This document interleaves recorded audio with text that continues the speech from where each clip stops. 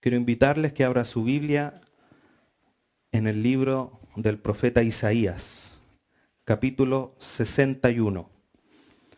Isaías 61, vamos a leer los primeros 3 versículos de este capítulo. Isaías 61. Isaías 61, del 1 al 3. Dice: el Espíritu de Jehová, el Señor, está sobre mí, porque me ungió Jehová. Me ha enviado a predicar buenas nuevas a los abatidos, a vendar a los quebrantados de corazón, a publicar libertad a los cautivos y a los presos, apertura de la cárcel, a proclamar el año de la buena voluntad de Jehová y el día de venganza de los nuestros, a consolar a todos los enlutados, a ordenar que a los afligidos de Sión se les dé gloria en lugar de ceniza, óleo de gozo en lugar de luto, manto de alegría en lugar de espíritu angustiado, y serán llamados árboles de justicia, plantío de Jehová para gloria suya. Cuando nosotros estudiamos la palabra de Dios y la leemos, nos encontramos con muchas imágenes que están a lo largo de la Escritura. Y estas imágenes que se usan en los relatos que los autores, inspirados por el Espíritu Santo, dejaron para nosotros como revelación de parte de Dios, nos ayudan a nosotros a comprender de mejor manera la realidad espiritual que hay detrás. Tenemos imágenes de todo tipo y algunas que son las más conocidas. Por ejemplo, vamos a revisar solamente algunas para introducir al tema. Acompáñeme a el Evangelio de Juan, capítulo 1. Juan, capítulo 1, versículo 29. Juan 1, 29 dice: el siguiente día vio Juan a Jesús que venía a él y dijo: he aquí el Cordero de Dios que quita el pecado del mundo. Esta es la primera imagen. El Cordero de Dios, una que es conocida, todos hablamos de Jesús como el Cordero de Dios. Pero Jesús no llegó, digamos, nada.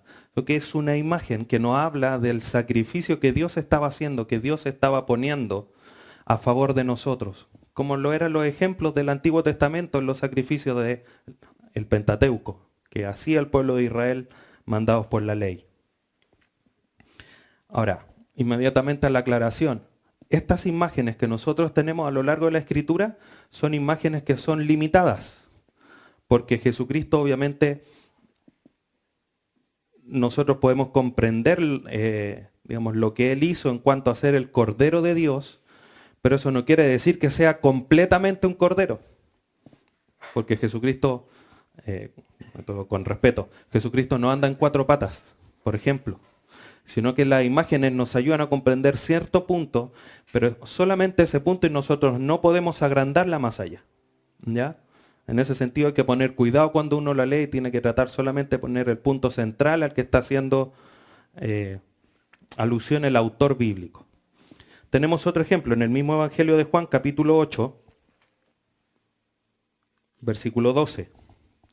Juan 8, 12. Otra vez Jesús les habló, diciendo: yo soy la luz del mundo. El que me sigue no andará en tinieblas, sino que tendrá la luz de la vida. ¿Era Jesús luz? No, era un ser humano, como nosotros.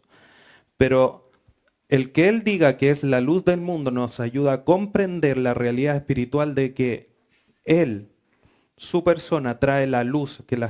Cuando todo está oscuro y uno prende una ampolleta, ¿qué es lo que hace? Las tinieblas desaparecen.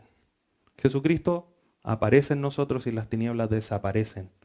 Él es la luz, nos ayuda a reflejar que Él es tan santo que el pecado no puede estar frente a Él, que nada que no sea, o sea, nada que es contrario a Él puede estar junto a Él, porque Él es luz. Apocalipsis 5. Vamos a revisar algunos más. Apocalipsis capítulo 5. Apocalipsis 5, versículo 5. Dice, y uno de los ancianos me dijo, no llores. He aquí que el león de la tribu de Judá, la raíz de David, ha vencido para abrir el libro y desatar sus 7 sellos. A Jesucristo se le dice el león de la tribu de Judá, por lo feroz, con lo que va a venir. Un pasaje donde dice que ya no va a venir como un manso cordero como lo hizo cuando vino la primera vez, aunque en su segunda venida va a venir como un león rugiente, feroz. Pero lo mismo, eso no quiere decir que Jesucristo sea completamente la imagen de un león, porque los leones que hacen la mayor parte del día, ¿y a quién mandan a cazar? A la leona. Entonces nosotros no podemos ampliar lo que aquí la imagen nos quiere decir. Aquí netamente está hablando de la ferocidad del león con el que va a venir a defender a su pueblo. Y no solamente esto, sino que también, por ejemplo, si volvemos al libro de Isaías, en el capítulo 64, se nos habla también de Dios. Isaías 64, versículo 8,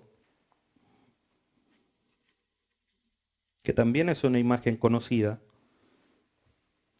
Ahora pues Jehová, tú eres nuestro Padre, nosotros barro y tú el que nos formaste.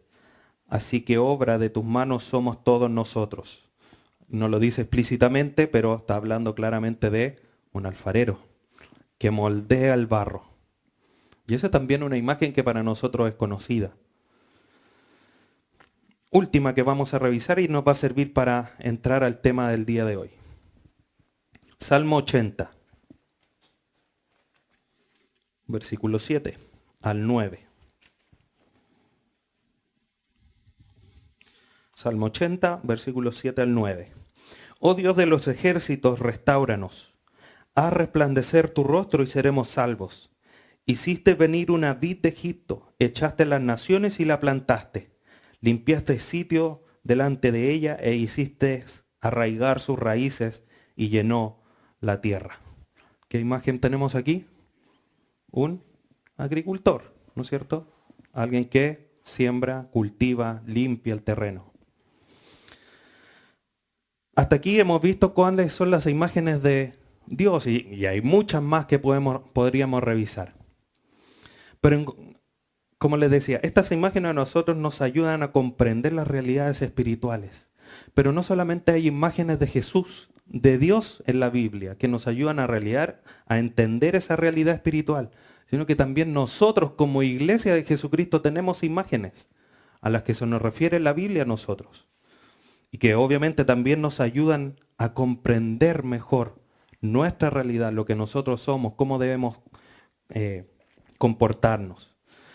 En algunos pasajes, por ejemplo en Juan 10, 14, se nos trata de ovejas. Y mis ovejas oyen mi voz y me siguen. Se nos trata como un rebaño. En Efesios 5 se nos trata como la novia de Cristo, que Él vino a preparar para llevarla sin manchas, sin arrugas, ante su presencia. Entonces son imágenes que a nosotros nos ayudan a comprender. Entonces yo tengo que ser una oveja. ¿Por qué una oveja? ¿Alguien se ha preguntado alguna vez por qué nos dicen que somos ovejas? No es solamente porque digamos amén. ¿Usted sabía que la oveja es el único animal que necesita un pastor cuando está en rebaños, cuando hay un grupo? Ningún otro animal necesita un pastor. Por eso somos ovejas. Necesitamos que alguien nos cuide, que alguien esté al frente. De los pastores es Jesucristo, así Él lo dice. Y como novia, sin manchas, sin arrugas, ¿quién ha visto una novia que llegue a su boda con el vestido todo manchado, arrugado?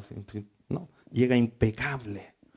Así es que nosotros también tenemos que presentarnos ante Jesucristo cuando Él venga, impecables. Entonces son imágenes que nos ayudan a comprender la realidad espiritual de nuestra vida cristiana. Pero hay una imagen, una metáfora, que quizás no es tan conocida, que es la que vamos a tomar nosotros hoy día y que hemos leído ahí en Isaías 61. Que es lo que decía el versículo 3 de Isaías 61, al finalizar, y serán llamados árboles de justicia, plantío de Jehová, para gloria suya. A nosotros, los hijos de Dios, también se nos ejemplifica a través de la figura de un árbol.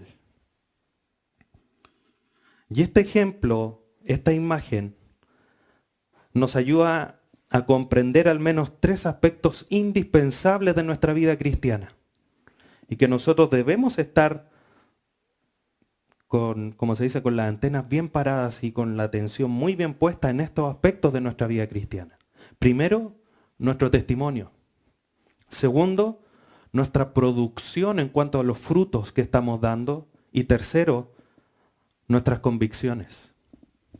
Acompáñeme a Jeremías capítulo 17. Un libro más adelante de Isaías, por si acaso. Capítulo 17, versículo 8. Jeremías 17, versículo 8.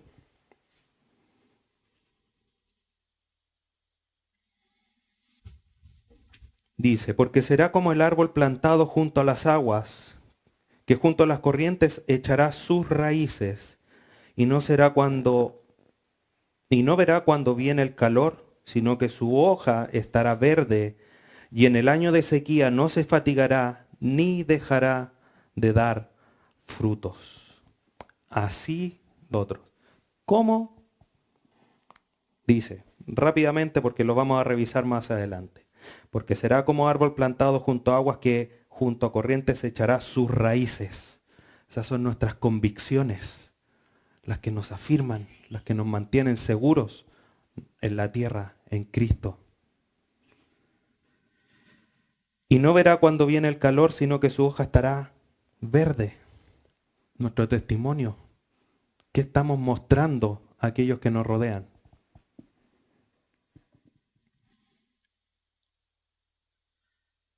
Y en el año de sequía no se fatigará ni dejará de dar fruto. ¿Cuánto estamos produciendo en nuestra vida cristiana? Y eso es lo que vamos a revisar. Pero antes,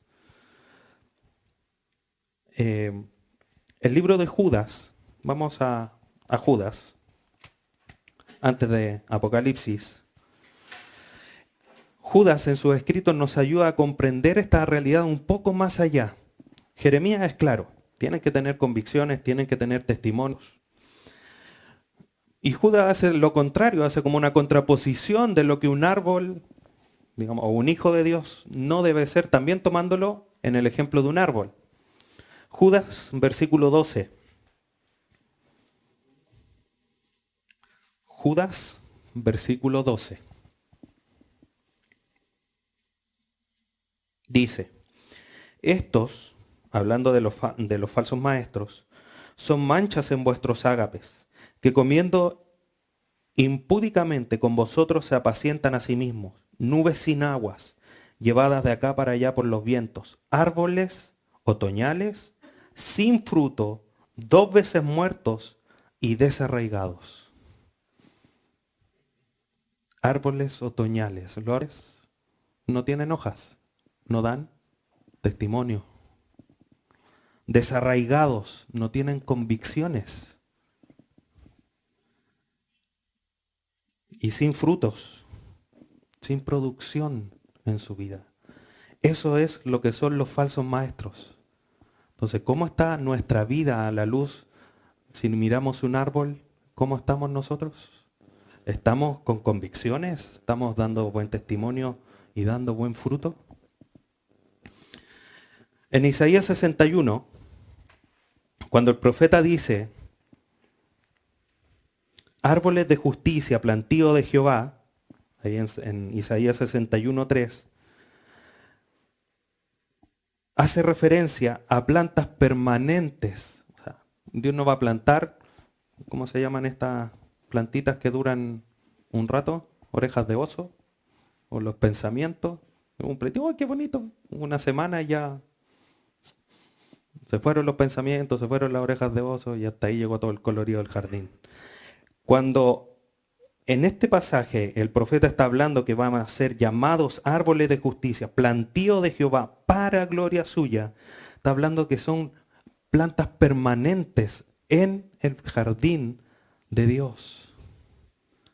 Nosotros cuando somos llevados y somos transformados y renovados por el Espíritu Santo, pasamos a formar parte de la familia de Dios, del huerto de Dios. Y nadie nos va a sacar de ahí. Nadie. Entonces, Jesucristo, Dios, como el agricultor o como el jardinero, nos transforma y nos hermosea para su propia gloria. Así lo dice el versículo. Para gloria suya. Y ve árboles hermosos, todos podaditos, con forma, llenos de flores. Dice, qué bonita, ¿qué dice? Qué bonito esa casa. O el jardín. No dice, qué bonito el árbol, sino que habla del conjunto, de todo. Nosotros hemos sido puestos y somos llamados plantío de Jehová para dar gloria a Él. Efesios lo dice, que hemos sido salvos para alabanza de su gloria. Vemos que está desde un principio hasta el final esta realidad. Entonces, hermanos, nosotros nada da más gloria a Dios que nuestra vida de justicia y nuestra vida correcta y justa ante los ojos de los que nos rodean. Dice, árboles de justicia. Entonces, con nuestra vida, con nuestro testimonio, con nuestras convicciones, con nuestros frutos, ¿estamos dando la gloria a Dios? Matthew Henry lo explica de la siguiente manera. Todo lo que Cristo hace por nosotros es para que seamos pueblo de Dios y le rindamos alabanza y servicio como árboles vivos, de hoja perenne y siempre con frescura primaveral, como los terebintos. Con esto Dios es glorificado en sus santos. La pregunta cae de cajón. ¿Qué son los terebintos? Los terebintos, que es la palabra que aquí se traduce como árbol de justicia, eran unos árboles parecidos a los robles, que eran árboles muy grandes, que en esta época ya están extintos en la tierra de Israel. Pero la historia nos relata que los terebintos eran árboles bajo los cuales se ofrecían sacrificios y ofrenda porque tenían buena sombra. O sea, tenían un follaje y una cantidad de hojas enorme. Eran árboles que simbolizaban a los hombres fuertes en justicia. Como le dice, oh, este es un roble. Así nosotros decimos muchas veces para ejemplificar a aquellos que son fuertes, que están arraigados. Dicen, no, este no cae, es como un roble. Así eran los terebintos, parecidos. Entonces ejemplificaban a los fuertes en justicia, en contraposición a los árboles débiles, doblegados por el pecado y las calamidades que nosotros éramos antes de llegar a Jesucristo. Entonces, vamos a ver lo primero que ejemplifica que nosotros seamos árboles. Leíamos que lo primero era el testimonio. Y en ese sentido nosotros debemos de mirarnos como un árbol de ornato, un árbol de adorno. Ahora, la explicación es que no debemos confundir esto así como que un árbol así como de adorno, que bonito y sería, como algunos lo han entendido. Nosotros, en nuestra vida cristiana, debemos ser árboles productivos, pero en el sentido de ser árboles de adornos, es que nosotros debemos vivir dando obras, dando testimonios de una fe viva, como dice Santiago 2:17. La fe sin obra es muerta. Eso quiere decir que nuestra vida de fe, nuestra vida de creyentes, de hijos de Dios, tiene que ser acorde a lo que estamos creyendo. Cómo nos estamos conduciendo, cómo nos estamos comportando en nuestra vida cristiana. No podemos ser árboles de adorno en un museo, disecados, que no tienen vida. Tenemos que, como leíamos y como lo relataba Matthew Henry, árboles perennes que mantienen su hoja, que dan siempre abrigo a aquel que lo necesita. Incluso si llueve, incluso si hay sol, las hojas del árbol sirven. Si uno está en la mitad de nada y hay un arbolito y está lloviendo, ¿qué es? Debajo del arbolito porque las hojas me cubren. Si hace un sol, debajo del arbolito porque me da sombra y me refresca. Acompáñeme a Tito, capítulo 2. Tito, capítulo 2, versículo 10. Aquí hablando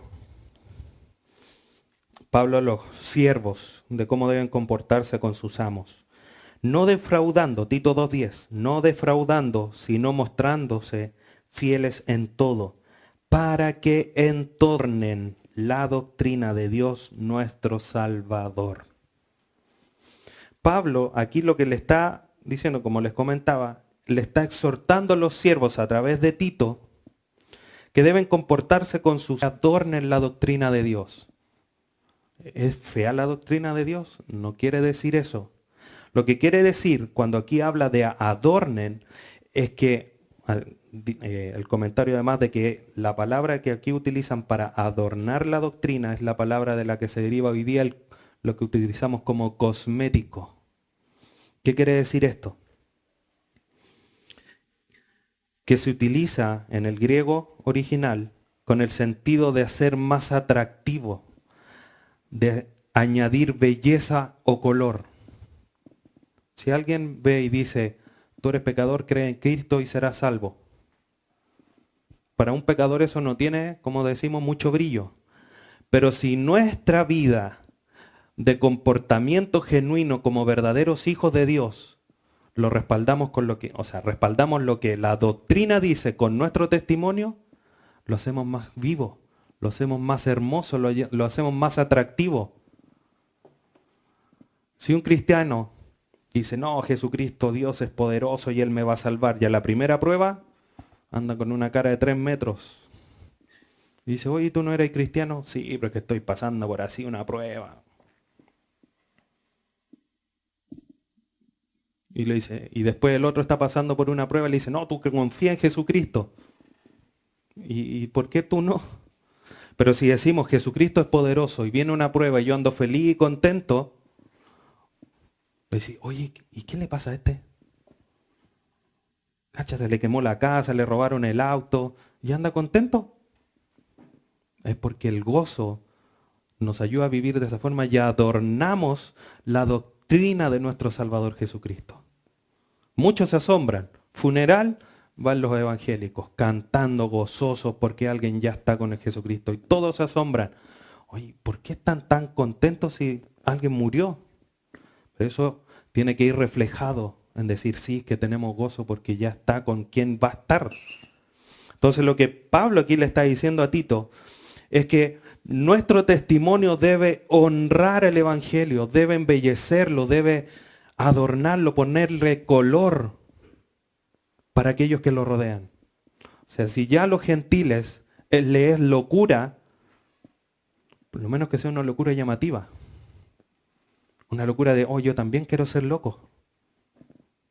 Y eso es parte de nosotros, eso es lo que le está diciendo Tito. Ustedes son responsables de adornar la doctrina de Dios con su testimonio, con un follaje, con una cantidad de hojas hermosas, verdes, como dice Matthew Henry, siempre con primaveral. ¿A quién no le gusta la primavera? Llegan esos meses y todos los árboles verdecitos y da gusto mirar los cerros verdes, ir al sur, las planicies, todas. Y el otoño así como que fome el otoño. A algunos les gusta caminar por la hoja, qué romántico. Pero nuestra vida tiene que embellecer y no empobrecer la imagen del Evangelio. No es que el Evangelio necesite, porque el Evangelio ya es poder de Dios, como dice Pablo a los Romanos ahí en el capítulo 1. Pero nuestra conducta la embellece, la adorna, le pone color. Y esto es algo que Pablo le viene diciendo en el versículo 5 del mismo capítulo 2, sigue esta misma línea, le dice, hablando de las ancianas, de las mujeres, a ser prudentes, castas, cuidadosas de su casa, buenas, sujetas a su marido, para que la palabra de Dios no sea blasfemada. Es el mismo principio. Nuestra conducta hace que el evangelio no sea blasfemado y lo adornamos, lo embellecemos. Entonces, hermanos, nuestra conducta no puede ser inconsecuente a lo que nosotros hablamos o creemos. Nuestra conducta no es digna de merecer la salvación, pero sí puede ser de ayuda para adornar, ponerle color a nuestra santificación y fe. Lo hemos dicho otras veces, si alguien dice, no, yo creo en Jesucristo, yo soy salvo y anda haciendo las de Kiko y Caco. Dice, no, yo creo en Jesucristo, sale de aquí y saca, usted sabe, ahí su cigarrito, se pone a tomar, se emborracha en la casa, habla de mala manera, etcétera, etcétera. ¿Qué ejemplo es ese? Entonces no podemos divorciar nuestras creencias con nuestra conducta. Van a la par. Mira lo que dice Colosenses capítulo 1, versículo 10. Para que andéis como es digno del Señor, agradándole en todo, llevando fruto en toda buena obra y creciendo en el conocimiento de Dios. Así es como debemos caminar. Así es como debemos conducirnos en nuestra vida. Entonces el Evangelio rescata a los indignos para que vivan dignamente. Y ahí estamos nosotros.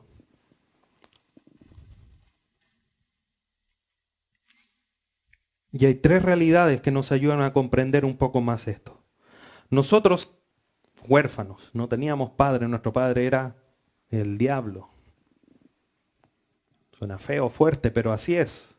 Hay dos posibilidades aquí nomás. O seas hijo de Dios, o seas hijo de Satanás, o hijo de obediencia, o hijo de desobediencia. Juan, capítulo 1, versículo 12, dice,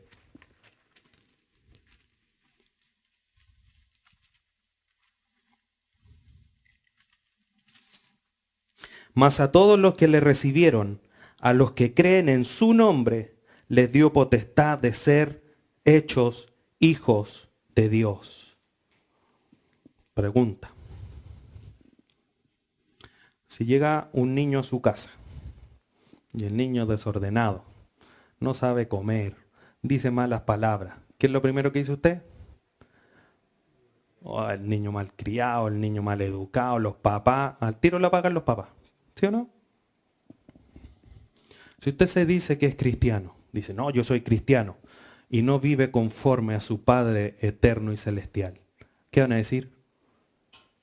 ¿Y ese es el Dios que sirve? ¿Y ese es el Dios que cree? Los hermanos, aquí Jesucristo, Juan hablando y escribiendo dice, les dio potestad de ser hechos hijos de Dios. Yo pregunto, ¿cuántos hijos de Dios hay aquí? Amén. Somos hijos adoptivos. Por lo tanto, pasamos a formar parte de la familia real de Dios. Un hijo o un nieto de la hija de Inglaterra, de la reina Isabel, se porta mal y salen todos los diarios. Oh, el príncipe, no sé qué. Entonces nosotros, hermanos, debemos comprender esta realidad que a lo mejor en lo físico parece chistoso, puede ser quizá, si nos toca vivirlo, puede ser doloroso de que traten hacia un hijo, pero pongámonos nosotros en la posición de que nosotros estamos reflejando a nuestro Padre Celestial, a nuestro Padre Eterno, con nuestra conducta. Nuestro hermano mayor es Jesucristo. Entonces debemos conducirnos con esa etiqueta de la realeza de Dios en esta tierra. No poniendo el pie, trata de eso. Se trata de ejemplificar, de vivir como corresponde, como Dios nos ha llamado a ser hijos de Dios. Segunda carta de Pablo a los Corintios, capítulo 5,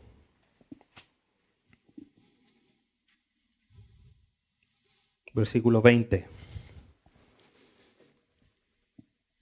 Así que somos embajadoras en nombre de Cristo, como si Dios rogase por medio de nosotros, os rogamos en nombre de Cristo, reconciliaos con Dios. Los embajadores son representantes oficiales de un país en otra nación. ¿Qué pasa si aquel conduce de mala manera? Lo mismo que pasa con los hijos, pero esto a un nivel quizás un poco más, no de un lazo familiar, sino que de representantes, de tener incluso cierto grado de autoridad. Entonces nosotros, hermanos, como representantes oficiales del reino de Dios en esta tierra, nuestro trabajo es engrandecer la imagen de Cristo. Efesios 1:6, hemos sido llamados para alabanza de su gloria. Entonces debemos dedicarnos a los intereses de nuestro rey y a renunciar a nuestros intereses. El mismo ejemplo, ¿se imagina un embajador en otro país? Llega frente al presidente con un mensaje del presidente nuestro y llega ahí con short, con chalas, tomándose una cerveza. Hola, ¿qué hubo? ¿Cómo estáis? De patitas en la calle lo ponen. Dice, así son los chilenos. Y pasa mucha gente. Hoy le preguntan, sobre todo en España, le preguntan a los españoles, ¿cómo son los chilenos? No, son súper ladrones. Porque han ido puro lanzas para allá. Y quedamos todos mal. Y a todos nos meten al mismo saco. Pero nosotros debemos dar ejemplo. Debemos tener una vida que testifique del reino en el que estamos viviendo. Él nos llamó de las tinieblas a su luz admirable. Pasamos del reino de las tinieblas al reino de Dios. ¿Cómo nos estamos conduciendo? Primera de Pedro, capítulo 2. Versículo 9. Mas vosotros sois linaje escogido, real sacerdocio, nación santa, pueblo adquirido por Dios, para que anunciéis la virtud de aquel que os llamó de las tinieblas a su luz admirable. La primera parte dice, linaje escogido, real sacerdocio. ¿Quiénes eran los sacerdotes? Descendientes de Aarón, levitas, servicio en el templo. ¿Qué pasaba si el sacerdote entraba al lugar santísimo con pecado? Fulminado. Y tenían que sacarlo con un cordelito. Nosotros, hermanos, somos real sacerdocio, que podemos entrar libremente ante el trono de su gracia, como dice Hebreos. ¿Cómo está nuestra vida, nuestra conducta ante los ojos de Dios? Así como los sacerdotes, que entraban con un temor único de no estar con ni una mancha, porque la más mínima los hacía caer fulminados ante la presencia de Dios. Y nosotros, no hoy día porque estemos viviendo en el periodo de la iglesia, tenemos que menospreciar la gracia. Como lo pensaban los romanos y Pablo tiene que corregirlo. ¿Viviremos en pecado para que la gracia sobreabunde? Pablo le dice, de ninguna manera. Nosotros hemos sido hechos real sacerdocio para vivir consagrados al servicio de nuestro Dios. Por lo tanto, hermanos, no puede existir indiferencia ni incongruencia entre lo que creemos con nuestro estilo de vida, con nuestro testimonio. La salvación no solo consiste en salvarnos del infierno, sino que tiene que ver también, esa como una confesión espiritual, una confesión mental, sino que tiene que, ese hecho de ser salvos tiene que ser el punto de partida para reflejar en Cristo en nuestro caminar, que tiene que ver con la confesión práctica. Ahí en Hechos cuando dice, y el que confesare con su boca que Cristo es el Señor, nosotros para nosotros hoy día no tiene mucho sentido porque es decir, Cristo es el Señor. El problema es que el César, el emperador romano, cuando alguien decía, Cristo es el Señor, el César iba, lo agarraba y lo degollaba. Porque el Señor era el César. Y el que no seguía esa línea de pensamiento era perseguido y dado muerte. Entonces la confesión hoy día de nosotros debe ser tal cual. Por eso Jesucristo dice, el que quiera venir en pos de mí, tome su cruz, niéguese a sí mismo y sígame. En ese sentido, porque cuando nosotros decimos yo soy cristiano, es decir, me van a perseguir, me van a apedrear, me van a decir lo que quieran decir y tengo que negarme a mí mismo, porque Jesús es el Señor. Y tengo que vivir conforme a esa confesión.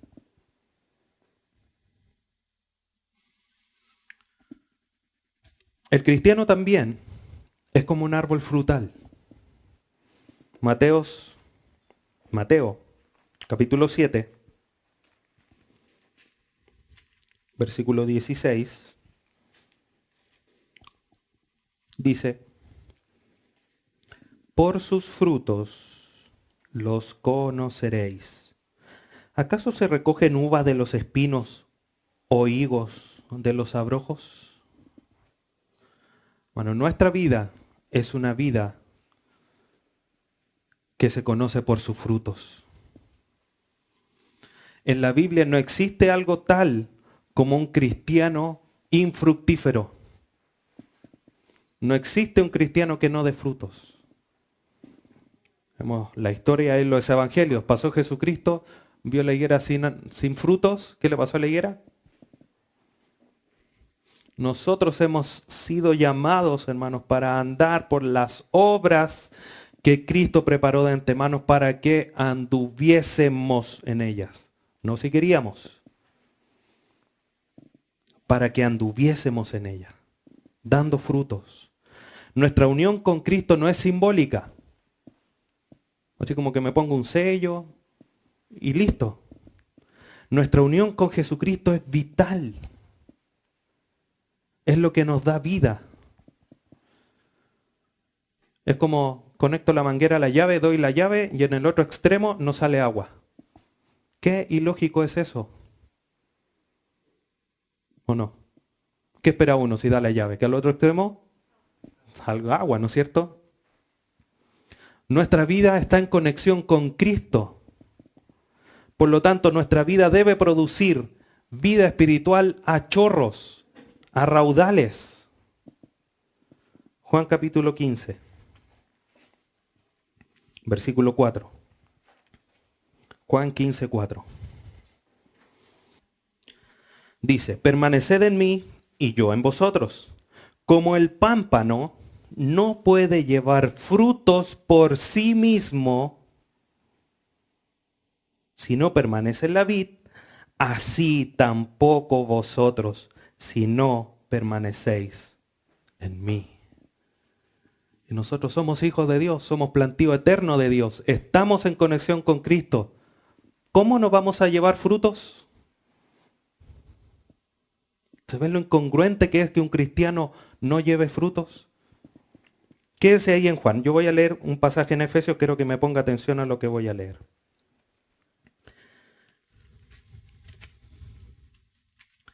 Efesios capítulo 1, versículos 5 y 6 dice, en amor, habiéndonos predestinado para ser adoptados hijos suyos por medio de Jesucristo, según el puro afecto de su voluntad, para alabanza de su gloria de su gracia, con la cual nos hizo aceptos en el amado. ¿Para qué hemos sido llamados? Para alabanza de su gloria. ¿Cómo llevamos, cómo damos, cómo llenamos de gloria a Dios? En el mismo pasaje ahí, en el mismo capítulo de Juan 15, versículo 8, 4 versículos más adelante. ¿Qué es lo que dice? En esto es glorificado mi Padre, que llevéis mucho fruto y seáis así mis discípulos. ¿Cómo damos la gloria a Dios? Llevando mucho fruto. Si parafraseamos lo que dice Efesios, hemos sido llamados, elegidos por la pura voluntad de Dios para que llevemos mucho fruto. Para eso hemos sido puestos en el cuerpo de Cristo. Lo que sí hay que comprender siempre es que la productividad de los cristianos no es uniforme. No va a ser siempre igual, porque hay épocas donde va a faltar agua, donde hay escasez, donde va a haber aridez. Mateos 13 nos relata que hay algunos que van a producir a 30, 60 o a 100 por uno. O sea, todos vamos a producir de manera distinta, pero todos producen. Ese es el punto. Por lo tanto, nosotros, hermanos, estamos llamados a ser hallados llenos de frutos de justicia.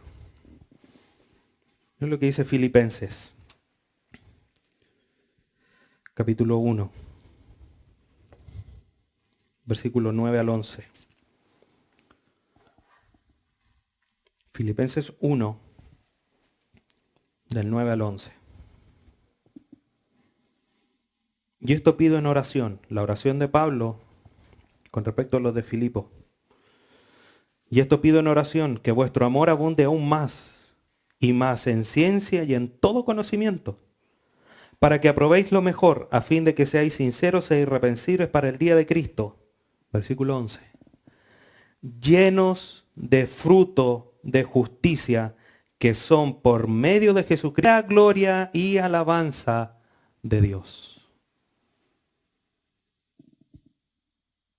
Paul Washer dice, los conoceréis por sus frutos, no en el culto, sino fuera del culto. Hay una historia, no sé si es real la verdad, pero parece un niño al final del culto, junto con sus padres, se va a despedir del pastor. Y se acerca y apenas ve al pastor le dice, pastor, pastor, ¿podría mi familia venir a vivir a la iglesia?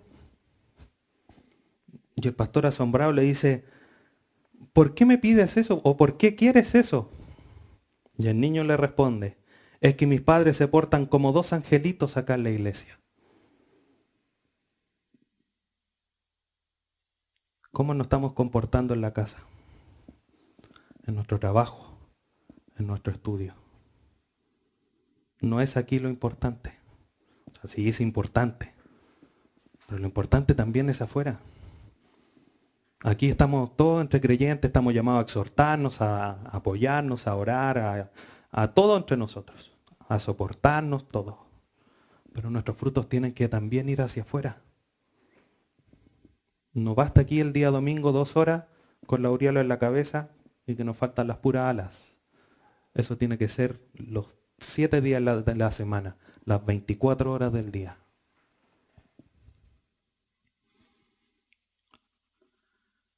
El árbol frutal del cristiano no es un árbol frutal que sea convencional o normal.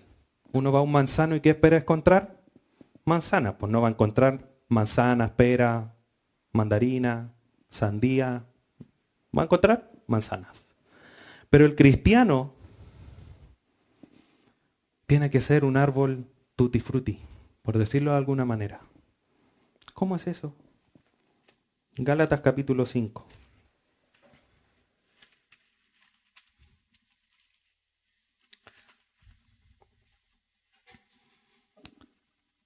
Versículos 22 y 23.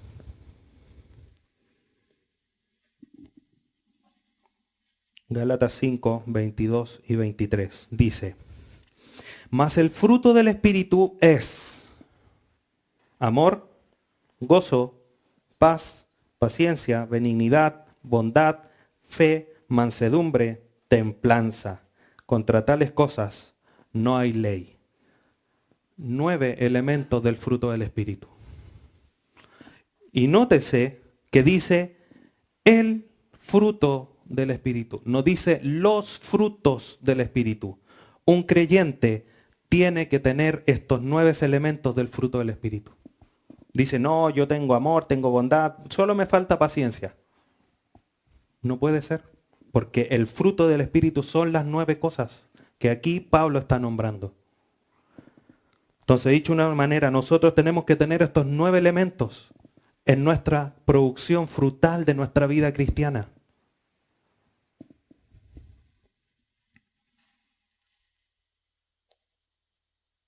Y estas 9 virtudes, estos 9 elementos, reflejan la semejanza que nosotros estamos teniendo con Cristo.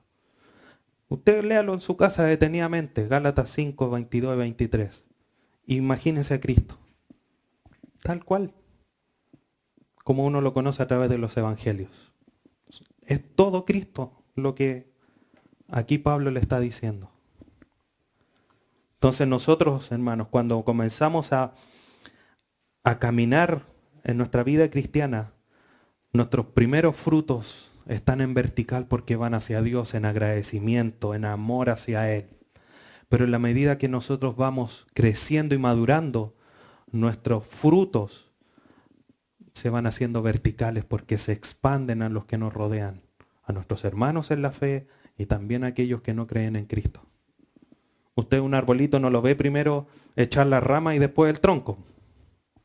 El tronco primero, ¿no es cierto? En vertical, en altura, hacia Dios. Y después las ramas.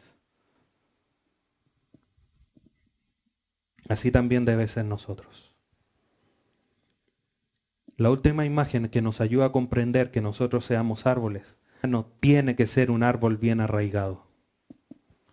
¿Usted ha visto cuando pasan los huracanes por allá en Miami y las palmeras de un lado a otro? ¿Y se salen las palmeras? No se salen las palmeras. Así tenemos que ser en nuestra vida cristiana. ¿Qué tan profundo puede arraigar un árbol normal? Científicamente en África existe una higuera gigante cuyas raíces son capaces de profundizar hasta 122 metros bajo el nivel de la tierra. Científicamente se establece que primero un árbol antes de crecer hacia arriba, crece hacia abajo, crece con sus raíces. Y cuanto más profundas sean las raíces, mayor va a ser el crecimiento del árbol, mayor va a ser los frutos del árbol, mayor va a ser el follaje del árbol. Y además se cree que en la medida que crece en altura, crece también en profundidad como si el nivel de la tierra fuese un espejo. Pudiera partir un árbol desde arriba, desde la copa hasta abajo, hasta la última raíz que tiene, es ver un espejo hacia los dos lados. Ahora, acompáñame a Santiago capítulo 1.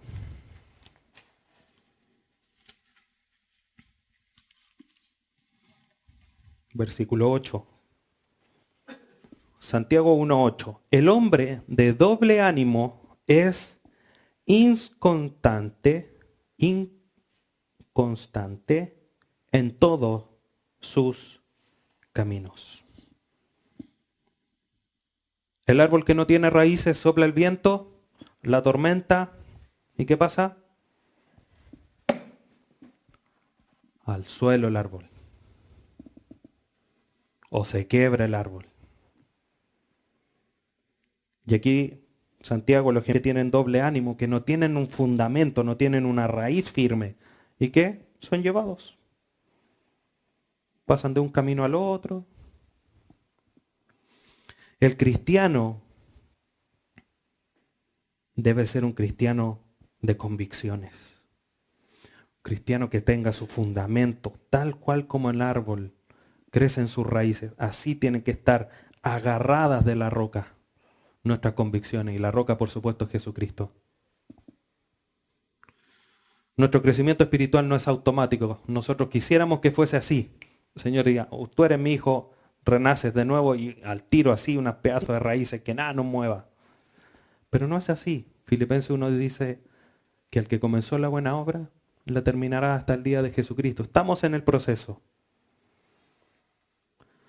Y nosotros tenemos que procurar que nuestras raíces se profundicen para que la ignorancia se disipe, la fe se solidifique y el conocimiento que adquiramos de Dios se transforme en convicciones en nuestro corazón. Acompáñeme al libro de Daniel, capítulo 3.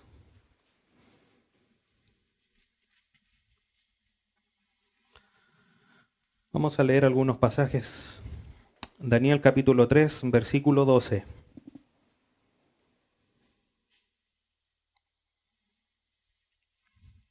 La historia relata que Nabucodonosor mandó a construir una estatua y que cuando sonara la trompeta, todos tenían que postrarse y adorar la estatua. Versículo 12.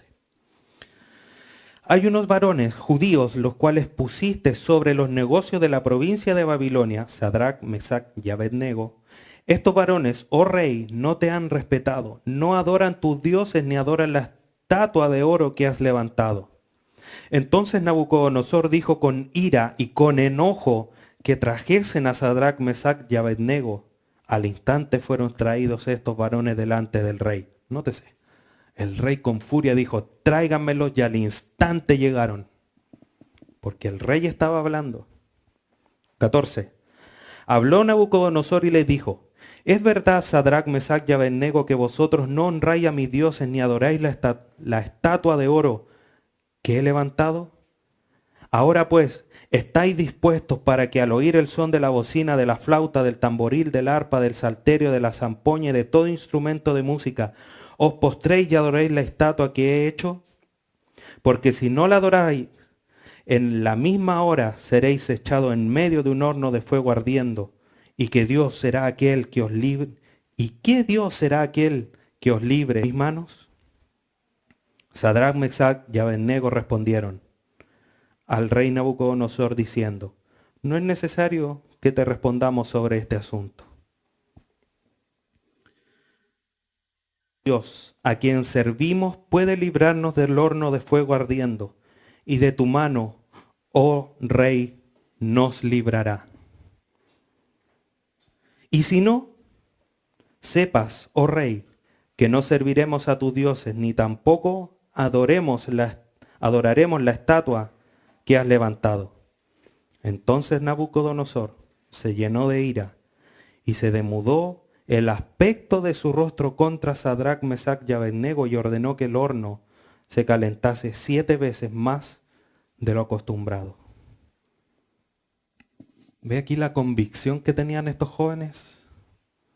El rey enfurecido, con autoridad, era el rey de Babilonia, un rey que no hay otro, ni habrá otro tal cual con el poder que tenía el rey en Babilonia. Le dicen, si no adoran a mis dioses y la estatua que he creado, al horno de... ¿Qué le podrían haber dicho? Déjame pensar. No, fueron categóricos, con convicción. Con la convicción de saber a quién conocían, a quién servían y a quién adoraban, que era el Dios de Israel. He aquí nuestro Dios a quien servimos, puede librarnos del horno de fuego ardiendo, y de tu mano, oh rey, nos librará. Esa era la confianza. Pero su convicción iba aún más allá. Y si no, sepas, oh rey, que no serviremos a tus dioses, ni tampoco adoraremos la estatua que has levantado. Dios nos puede librar. Y si no, igual no te vamos a servir, igual no vamos a adorar a tus dioses. Esa es convicción. Nosotros muchas veces nos dicen, ¿qué vas a elegir? ¿Vas a preferir hacer lo que Dios dice? Y a lo mejor no nos apuntan con el dedo ni hay nadie al frente.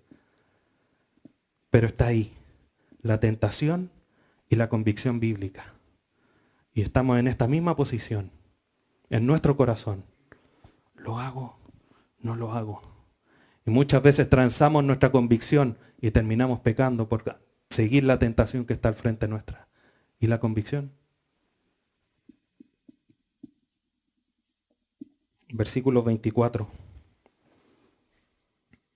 Después que los tiraron al horno, porque no retrocedieron, después de haber escuchado que iban a calentar el horno 7 veces más de lo que habitualmente lo hacían, ellos podrían haber dicho, no, espera, ya, bueno, ya, vamos a adorar. Porque no pensamos que iba a ser 7 veces la cosa. Siguieron con su firme convicción. Versículo 24.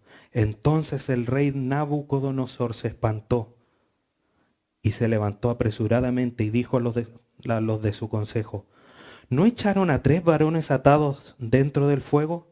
Ellos respondieron al rey, ¿es verdad, oh rey? Y él dijo, he aquí yo veo 4 varones sueltos que se pasean en medio del fuego sin sufrir ningún daño.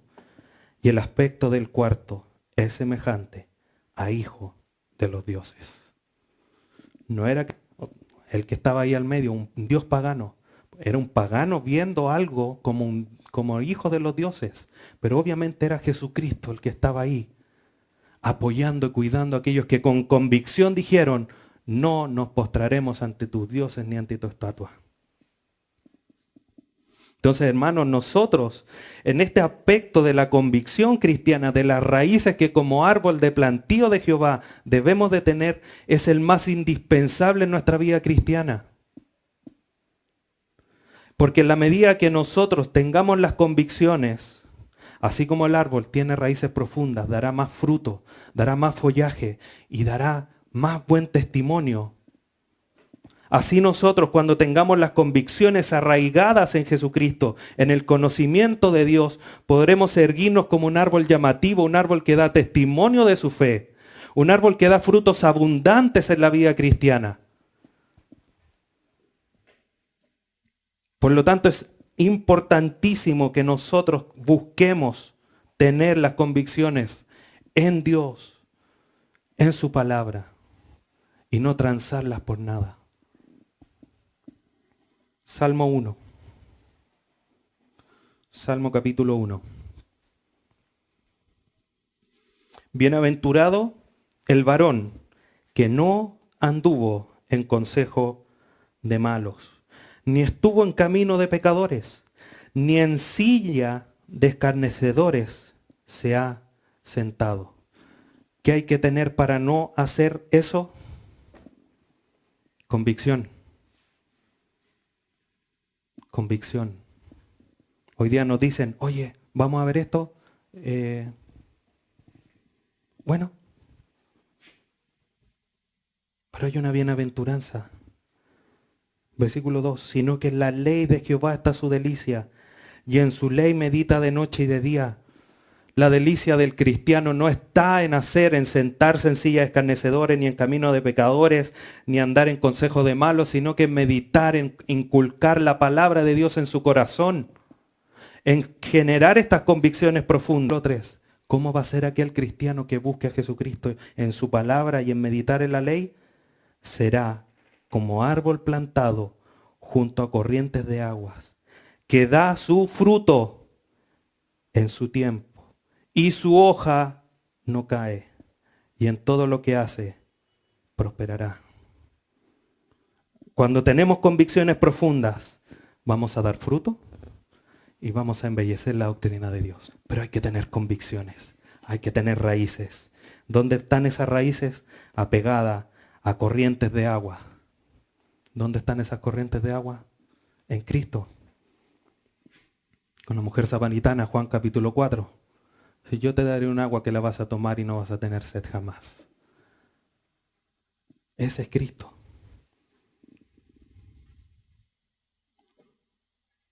Para ir terminando, hermanos, por lo tanto, nuestra vida debe ser un fiel reflejo de la vida de Cristo. Eso es lo que nosotros debemos de vivir. ¿Por qué podemos amar a nuestros enemigos? Porque tenemos el amor de Dios en nosotros. Porque si no, no podríamos. Actuaríamos igual que la gente del mundo, que los que no son creyentes. No, deja nomás que se dé la vuelta porque... Pero nosotros decimos, no importa. Acompáñame a Filipenses capítulo 1. Vamos a ir revisando los últimos versículos para concluir el día de hoy. Filipenses 1:21.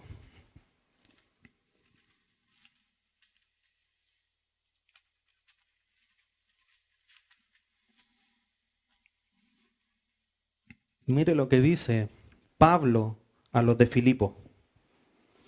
Porque para mí el vivir es Cristo y el morir es ganancia. ¿Qué dice Jesucristo ahí en Mateo dice: el que quiera venir en pos de mí, tome su cruz, níguese a sí mismo y sígame. Pablo de otra manera, pero con el mismo sentido: para mí el vivir es Cristo. Lo que le dice a los Gálatas es algo similar. Gálatas capítulo 2, versículo 20.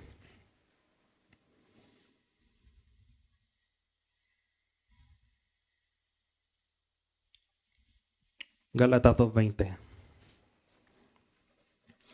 Dice: con Cristo estoy juntamente crucificado, y ya no vivo yo, mas vive Cristo en mí. Y lo que ahora vivo en la carne, fe del Hijo de Dios, el cual me amó y se entregó a sí mismo por mí. Lo mismo que dice Jesucristo en Mateo, pero aquí Pablo lo ejemplifica de otra manera. Yo no vivo yo, vivo, Cristo vive en mí. Y lo que vivo en la carne, lo vivo en la fe del Hijo de Dios. Y esa es la vida que nosotros debemos de vivir, la vida de Cristo, porque es esa la vida que glorifica a Dios. Es esa la vida que hemos sido llamados a vivir.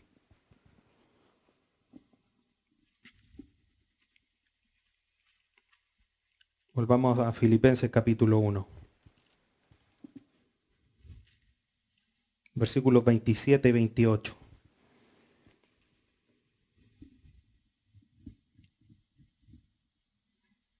Siguiendo la misma línea de pensamiento. Mire lo que dice Pablo. Solamente que os comportéis como es digno del Evangelio de Cristo, para que, o sea que vaya a veros, o que esté ausente, oiga de vosotros que estáis firmes en un mismo espíritu,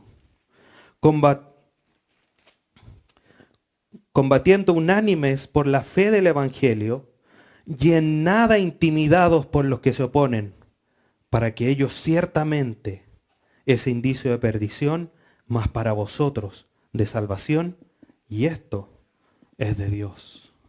Entonces Pablo le está diciendo aquí: ustedes tienen que vivir con integridad, de manera consecuente con lo que creen, con lo que se les enseñe, con lo que se les predica. Dignos del Evangelio de Cristo, firmes, unánimes en la fe del Evangelio.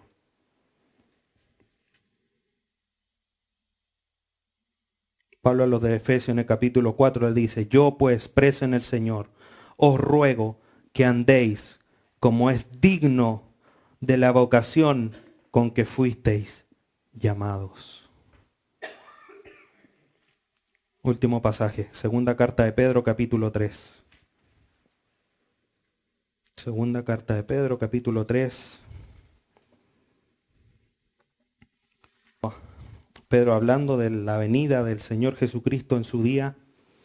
Versículo 11 dice: puesto que todas estas cosas han de ser desechas, hablando de las cosas terrenas, ¿cómo no debéis vosotros andar en santa y piadosa manera de vivir?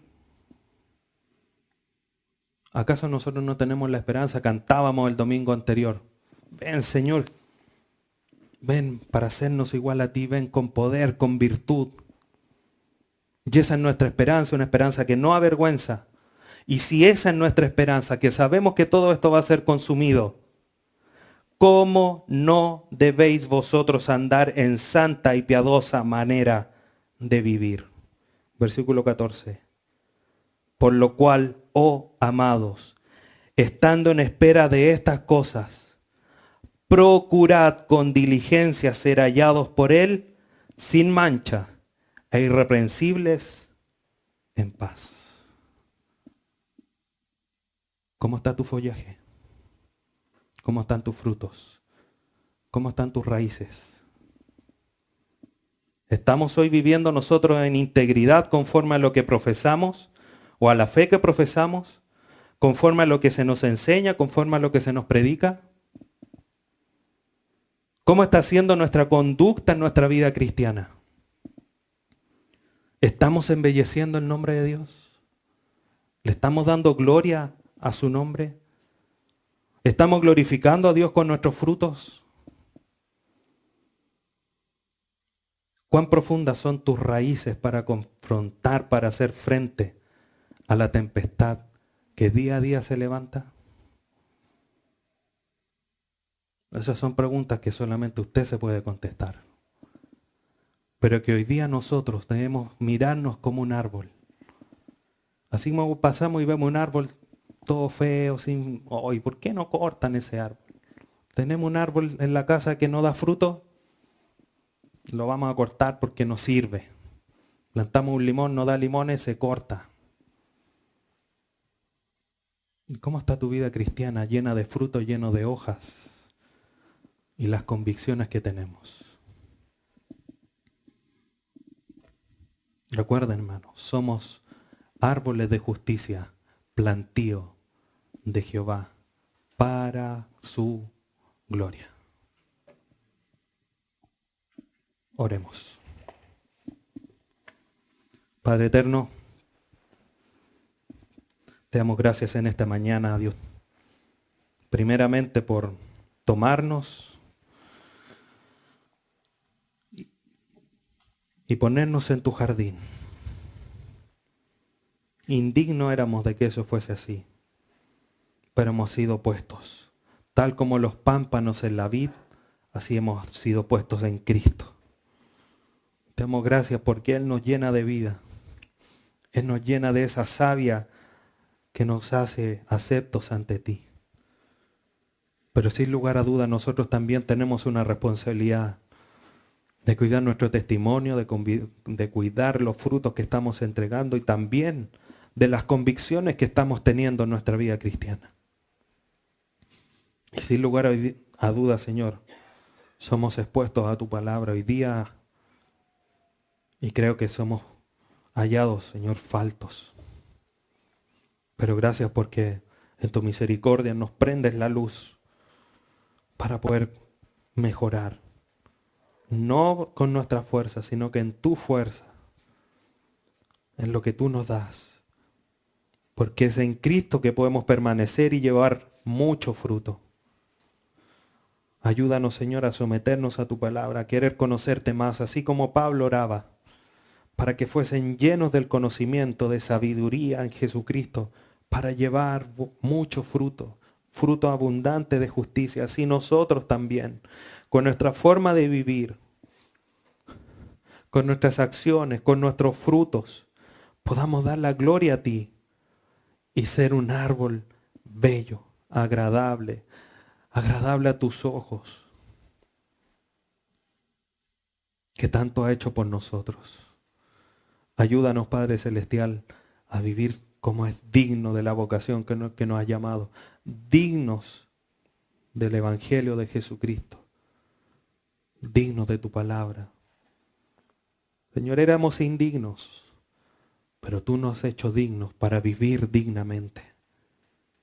Ayúdanos, Señor, para que eso sea un reflejo en nuestras vidas y poder darte la gloria en todo. Gracias por tu palabra el día de hoy. Te alabamos, te bendecimos en el glorioso y maravilloso nombre de tu Hijo Jesús. Amén.